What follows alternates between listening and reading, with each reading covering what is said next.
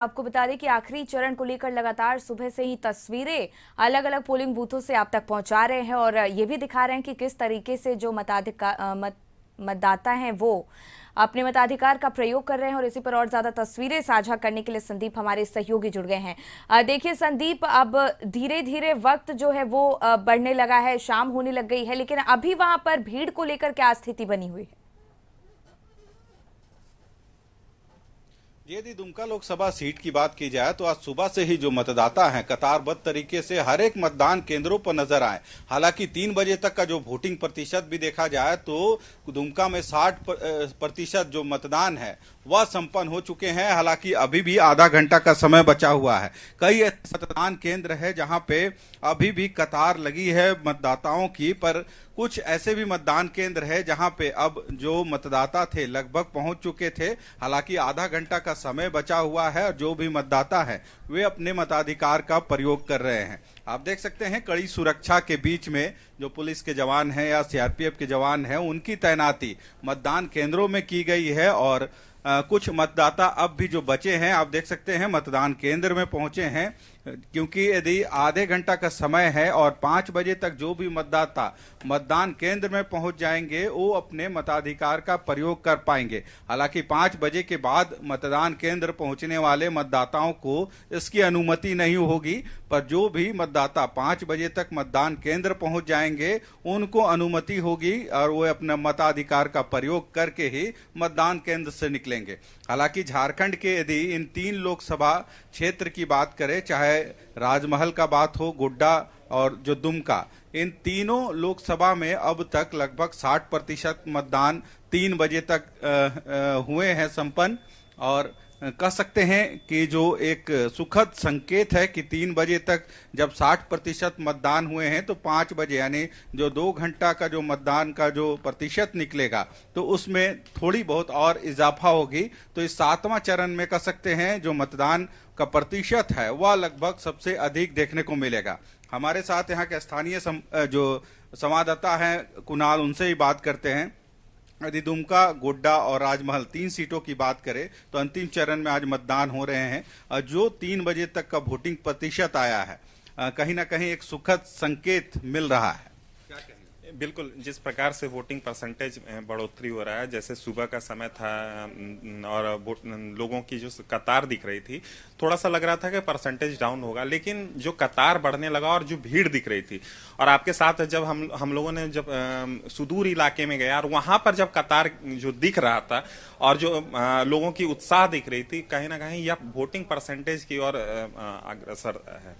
तो कह सकते हैं इस बार जो 7वां चरण का जो मतदान है कहीं ना कहीं मतदान प्रतिशत में जरूर इजाफा होगा, क्योंकि यदि पिछले चरणों की बात करें तो 65% के लगभग मतदान का जो प्रतिशत था वो है, और जब 3 बजे तक मतदान इस बार 60% से ऊपर दिख रहा है तो कहीं ना कहीं 5 बजे तक का जो वोटिंग परसेंटेज होगा वह शायद ही इससे कहीं ऊपर।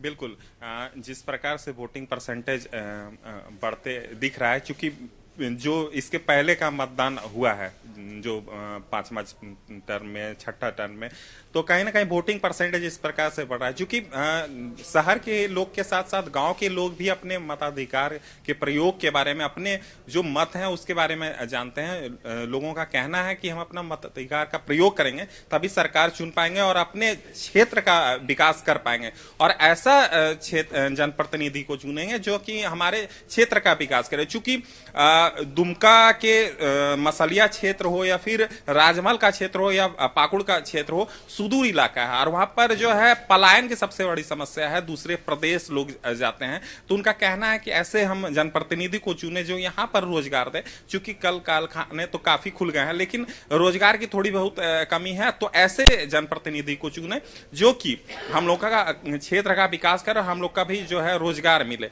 तो इस कारण से जो है वोटिंग परसेंटेज गांव में भी बढ़ रहा है शहर के अकॉर्डिंग। तो कह सकते इस बार का जो वोटिंग प्रतिशत रहा है 7वें चरण का, हालांकि काफी अधिक भीड़ सुबह 7 बजे से ही देखने को मिली है, और कई ऐसे मतदान केंद्र है जहां पे अभी आधे घंटा का समय बचा है, पर वहां पे भी जो कतारबद्ध तरीके से जो मतदाता है वे अपने बारी का इंतजार हैं ताकि मतदान कर सके।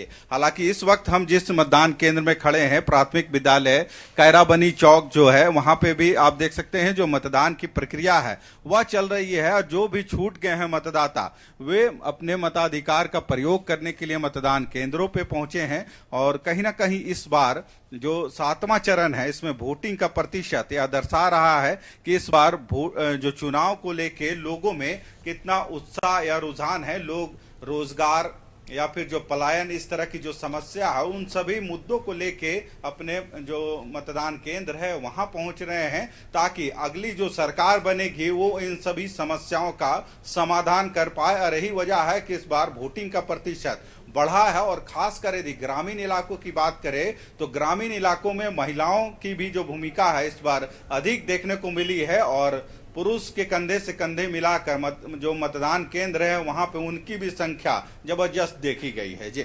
बिल्कुल संदीप, और कहीं ना कहीं बिहार की तुलना में अगर झारखंड की बात की जाए तो जो परसेंटेज का ग्राफ है वो काफी अच्छा देखने को मिल रहा है। क्या संकेत मिल रहे हैं इससे? जी, कहीं ना कहीं इस लोकतंत्र का जो त्योहार है, इस पर्व में जो लोगों की सहभागिता है यह दर्शा रही है इस वोटिंग प्रतिशत के माध्यम से कि इस बार लोगों ने खुलकर मतदान किया है। जो भी समस्या है, जो भी मुद्दा है, उन मुद्दों को लेकर मतदान केंद्रों तक पहुंचे हैं। खासकर महिलाओं की संख्या आज हर एक बूथों पे देखने लायक थी। लोग घंटों घंटों खड़े होकर अपने मताधिकार का प्रयोग करते हुए नजर आए। हालांकि यदि झारखंड के इन 3 लोकसभा सीटों की बात करें, दुमका, राजमहल और गोड्डा में, तो 3 बजे तक का जो वोटिंग प्रतिशत रहा है 60% से ऊपर रहा है। तो अंदाजा इससे लगाया जा सकता है कि जब 3 बजे तक वोटिंग प्रतिशत 60% हुआ है तो 5 बजे जब वोटिंग का जो फाइनल प्रतिशत आएगा तो कितना ग्राफ आगे बढ़ेगा।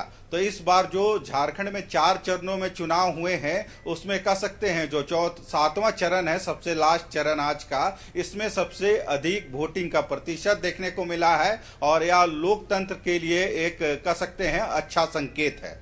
बिल्कुल संदीप, बहुत बहुत धन्यवाद आपका तमाम जानकारी हमसे साझा करने के लिए।